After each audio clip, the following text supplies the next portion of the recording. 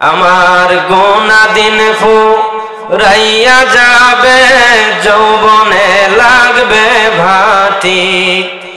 আমার গোনা দিন ফুরাইয়া যাবে, যৌবনে লাগবে ভাটি। ওই যে দেখো ডাকিতেছে তোমায় কবরের মাটি। ওই যে দেখো ডাকিতেছে তোমায় কবরের মাটি। সন্ধ্যার আগে যেদিন ডুবিবে বেলা, এক পলকে ভেঙে যাবে তোমার অঙ্গের মেলা। সন্ধ্যার আগে যেদিন ডুবিবে বেলা, এক পলকে ভেঙে যাবে তোমার অঙ্গের মেলা। কারে দিবা তুমি জোরে ধমক, কার মাথায় ভাঙবা লাঠি। ওই যে দেখো ডাকিতেছে তোমায় কবরের মাটি। ওই যে দেখো ডাকিতেছে তোমায় কবরের মাটি। আমার গোনা দিন ফুরাইয়া যাবে, যৌবনে লাগবে ভাটি। আমার গোনা দিন ফুরাইয়া যাবে, যৌবনে লাগবে ভাটি। ওই যে দেখো ডাকিতেছে তোমায় কবরের মাটি। ওই যে দেখো ডাকিতেছে তোমায় কবরের মাটি। খবর পেয়ে আসবে আত্মীয় স্বজন, তোমারও চার পাশে বৈশা তারা করিবে ক্রন্দন। খবর পেয়ে আসবে আত্মীয় স্বজন, তোমারই চার পাশে বৈশা তারা করিবে ক্রন্দন। কারে তুমি আপন ভাবো, সব যাবে ফুরায়া রে। কারে তুমি আপন ভাবো, সব যাবে ফুরায়া রে। ওই যে দেখো ডাকিতেছে তোমায় কবরের মাটি। আমার গোনা দিন ফুরাইয়া যাবে, যৌবনে লাগবে ভাটি। আমার গোনা দিন ফুরাইয়া যাবে, যৌবনে লাগবে ভাটি। ওই যে দেখো ডাকিতেছে তোমায় কবরের মাটি। ওই যে দেখো ডাকিতেছে তোমায় কবরের মাটি। এজন্যই বাবাজিরা ভাইরা, আজ না হয় কাল আমাকে আপনাকে কবরে যাইতে হবে।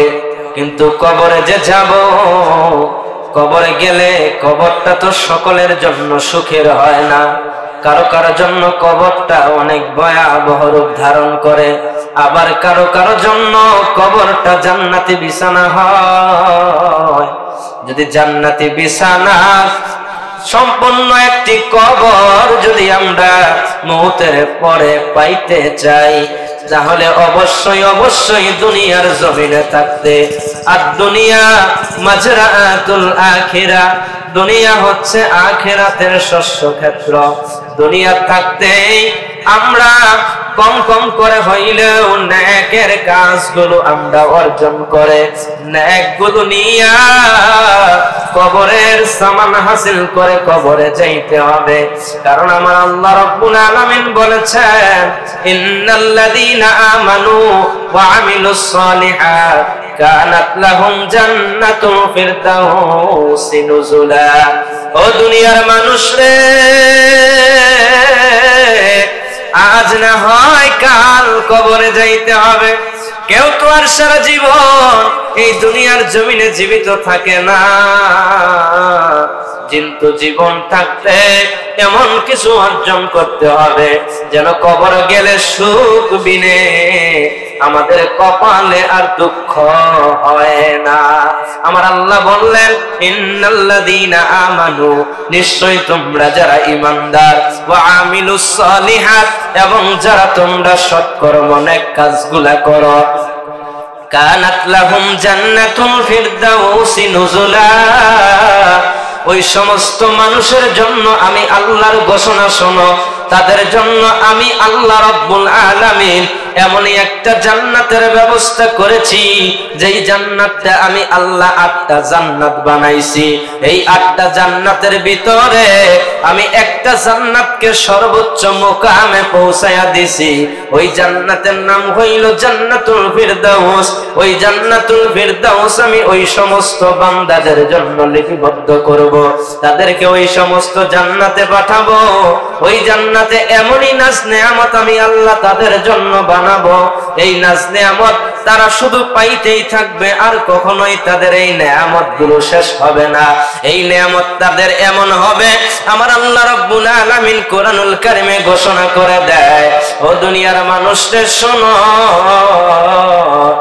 আমার আল্লাহ রাব্বুল আলামিন বলেন ওয়া কুল্লা শাইইন আহসাইনাহু কিতাবা ফাযুকু ফালান নাযীদাকুম ইল্লা আযাবা।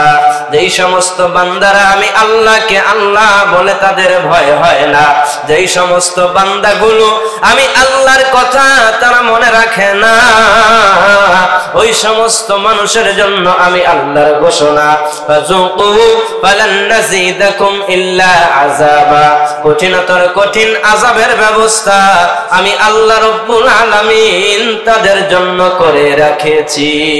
এবং আমার আল্লাহ রাব্বুল আলামিন বলেন ওয়া কুল্লা শাইইন আহসাইনাহু কিতাবা ফাযুকু ফালান নাযীদাকুম ইল্লা আযাবা ইন্না লিল মুত্তাকিনা মাফাজা। আমার আল্লাহ রাব্বুল আলামিন মুমিনের জন্য ঘোষণা, আমার আল্লাহ রাব্বুল আলামিন বললেন ইন্না লিল মুত্তাকিনা মাফাজা, যারা মুত্তাকি হবে ওই মুত্তাকির জন্য উত্তম পুরস্কারের ব্যবস্থা করে রেখেছি। এমন পুরস্কার আমি আল্লাহ তারে দান করব, যেই পুরস্কার আর কখনো শেষ হবে না। তাহলে মুত্তাকি কারা?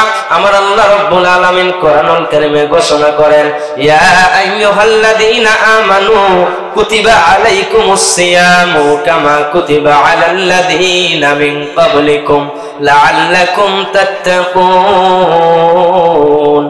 আমার আল্লাহ রাব্বুল আলামিন বললেন ও হে আমার ঈমানওয়ালারা, ও হে আমার ঈমানদাররা, তোমরা শোনো, কুতিবা আলাইকুমুস সিয়াম, তোমাদের জন্য রোজাটাকে ফরজ করে দেওয়া হয়েছে, কামা কুতিবা আলাল্লাযীনা মিন ক্বাবলিকুম, তোমাদের পূর্ববর্তীদের উপর এইরকম রোজা ফরজ ছিল।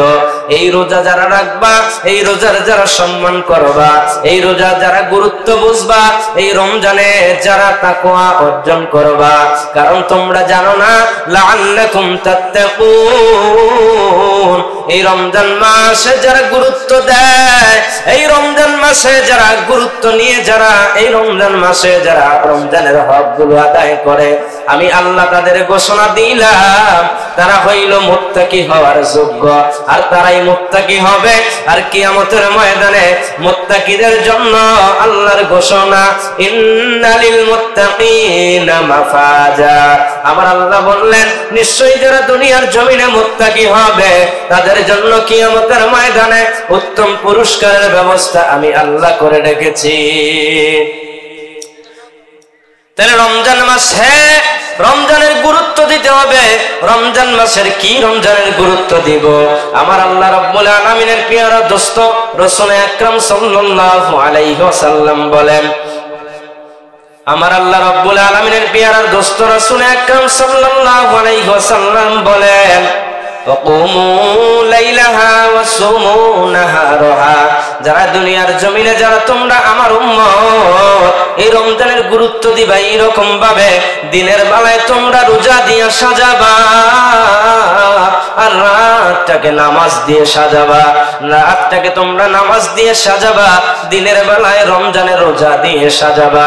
রমজানের রোজা কারা রাখবে? যারা রমজান মাসে রোজা পালন করে যারা মুত্তাকি হতে চায় এরাই রমজানের রোজা রাখবে। আর যারা রমজানের মুত্তাকি অর্জন করতে চায় না, রমজান মাস আসলেও যারা গুনাহ ছাড়তে চায় না, রমজানের গুরুত্ব যাদের কাছে নাই, তাদের জন্য ফাযুকু ফালান নাযীদাকুম ইল্লা আযাবা, তাদের জন্য কবর জীবন থেকে শুরু করে হাসরের ময়দান শুধু শেষ নয়, জাহান্নামের আগুন দ্বারা তাদের জন্য কঠিন আযাবের ব্যবস্থা আমার আল্লাহ করে রেখেছেন। আমার ভাইজান, আমার বন্ধুরা রে, আমার পর্দার অন্তরালে আমার মা ও বোনেরা, আমার আলোচনা যারা শুনতেছেন সবাইকে অনুরোধ জানাবো আমরা রমজানের গুরুত্ব দেব। রমজান তো আজকে ফুরাইয়া যাবে, আবার এক বছর পরে আবার রমজান চলে আসবে, কিন্তু আমার জানটা যদি আজকে ফুরাইয়া যায় আর কোনদিন আর এই জানটা ফেরত আসবে না। এই জন্য রমজান পেয়েছি। আমার আল্লাহর নবী সাল্লাল্লাহু আলাইহি ওয়াসাল্লাম তিনি মাঝে মাঝেই দোয়া করতেন, এবং কি নামাজের ভিতরেও দোয়া করতেন, আল্লাহুম্মা বারিক লানা ফি রজব ওয়া শাবান ওয়া বাল্লিগনা রমাদান। ও দুনিয়ার মানুষরা, আমার নবীজি রজব মাস থেকেই রমজানের তামান্না করতেন, রমজান মাসের আকাঙ্ক্ষা রজব মাস থেকেই করতেন, শাবান মাসে রমজানের তামান্না আকাঙ্ক্ষা করতেন। আমার আল্লাহর নবী দোয়া করতেন, ও আল্লাহ আমার হায়াতের ভিতরে এমনই বরকত দাও, আমি রজব মাসে এবং বরকত শাবান মাস এবং রমজানের বরকত হাসিলের তৌফিক দাও। এমন ভাবে আল্লাহর কাছে দোয়া করতেন। আর রমজানের আগে থেকে নবীজি আমার রমজানের প্রস্তুতি নিতেন। রমজান মাস সামনে, মা ও বোনেরা অনেকেই, তারা বেশিরভাগ মা ও বোনেরা রোজা রাখে, কিন্তু বাবাজিরা ভাইরা তারা রোজা রাখতে বড় কষ্ট মনে করে। কিন্তু রোজা রাখা কষ্ট আপনি কেন মনে করবেন? রোজা তো স্বাস্থ্য গঠনের জন্য রোজাটা জরুরি। একভাবে খেতে খেতে সারা বছরের শরীরে একটা নেশাগ্রস্ত অবস্থায় কাজ করে। রমজান মাসে রোজা আসলে মানুষের রমজানে রোজা যখন রাখবে, মানুষের পূর্ণাঙ্গ স্বাস্থ্য যেটুকু আছে এইটুকু আমার আল্লাহ রাব্বুল আলামিন নেক বানাইয়া দিবে। এই মা ও বোনেরা রোজা রাখে, মা ও বোনেরা নেক নিয়তে তারা নফল রোজাগুলো রাখে, এমনকি রমজানের রোজাটা এমন গুরুত্ব সহকারে রাখে, যদি তারা অসুস্থ হয়ে যায় তবু মা বোনেরা রোজা ভাঙতে চায় না, কিন্তু বাবাজিরা ভাইয়েরা রোজা রাখতে চায় না। কিন্তু রোজা রাখবে না কারা? রোজা রাখবে না যারা হচ্ছে পাগল, তাদের জন্য রোজা ফরজ নয়, তাদের রোজা রাখার দরকার নাই। আর যারা নাবালক 7 বছরের নিচে যাদের বুঝ হয় নাই, তাদের রোজা রাখার দরকার নাই। কিন্তু 7 বছর বয়স হয়ে গেছে, 10 বছর বয়স হয়ে গেছে, কিন্তু মানুষটা সুস্থ, কিন্তু মানুষটার কোনো অসুবিধা নাই, কিন্তু এই মানুষটা যদি রোজা না রাখে তার জন্য এমনই আযাব অপেক্ষা করবে।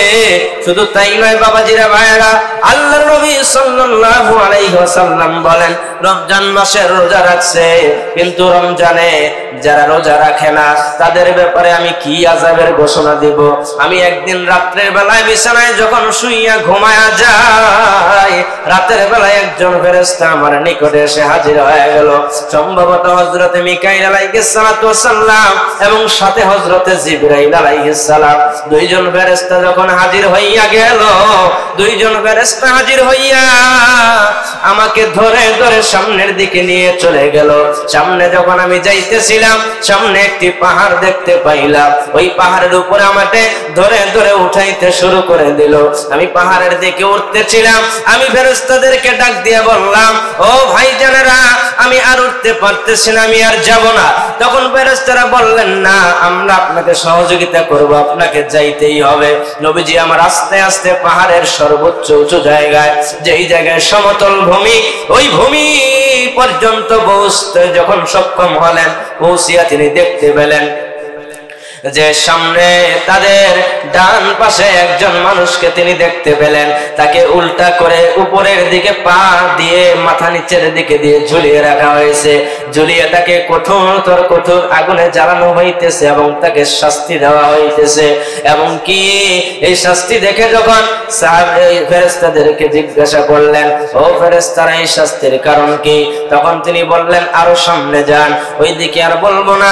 তখন নবীজি যখন ঘুরে আসলেন, ফেরেশতারা বললেন, আপনি জিজ্ঞাসা করেছিলেন পা উপরের দিকে উঠাইয়া মাথা নিচের দিকে দিয়া আগুনে পুরাইয়া যাকে শাস্তি দেওয়া হইতেছে, এই শাস্তির কারণ কি? তখন ফেরেশতারা জবাবে উত্তর দিলেন, এর শাস্তির কারণ হইল তারা রমজান মাসে রোজা রাখছে কিন্তু গুরুত্ব দেয় নাই। রমজানে যখন রোজা রেখে সারাদিন পর ইফতারের সামনে বসছে, তারা সময়ের গুরুত্ব না দিয়া তারা একটু বিলম্বে ইফতার করেছে। এই কারণে তাদের জন্য এই আযাবের ব্যবস্থা করে রাখা হয়েছে। নবীজি আমার বললেন, যাদের অবস্থা শুধু আল্লাহর গুরুত্ব, ইফতার যখন করার সময় ওই সময় ইফতার করে নাই, বিলম্বে লেট করে ইফতার যারা করেছে, তাদের যদি শাস্তি এইরকম হয়, আর যারা রমজানে রোজা রাখবে না তাদের জন্য কি পরিমাণ শাস্তি অপেক্ষা করতেছে। আমার ভাইজানেরা, বাবাজিরা রে আমার, আপনি কেমন মুসলমান? আপনি রোজা রাখতে চান না? আপনি তো পাগল নন যে আপনি রোজা রাখতে চান না, আপনি তো নাবালক নন যাতে আপনি রোজা রাখতে চান না। আপনি এমন অসুস্থ হন নাই যে আপনি বিছানায় পড়ে আছেন, আপনি একা উঠতেও পারেন না, চলতেও পারেন না, এইরকম অসুস্থ তো আপনি হন নাই। আপনি কেন রোজা রাখবেন না? রোজা তো প্রত্যেকটা মুসলমানের কাজ।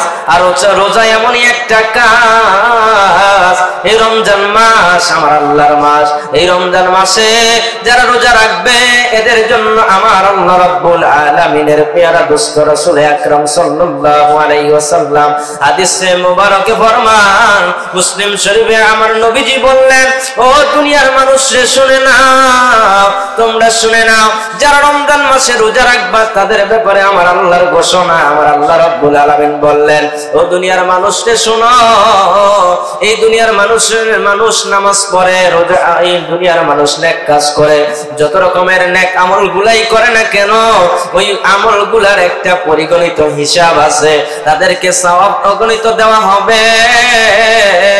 কিন্তু রমজান মাসের রোজা, এই রোজার পুরস্কার আমার আল্লাহ বললেন, ইল্লা সুমু, এই রোজা না, রোজার পুরস্কারের কোনো হিসাব নাই। আমার আল্লাহ বললেন, তুমি যদি দুনিয়ার জমিনে একটা নেক কাজ করো, ওই নেক কাজকে 10 গুণ বাড়ায়া দেওয়া হয়। এই 10 গুণ শুধু সীমাবদ্ধ নয়, আমার আল্লাহ চাইলে এই সবটাকে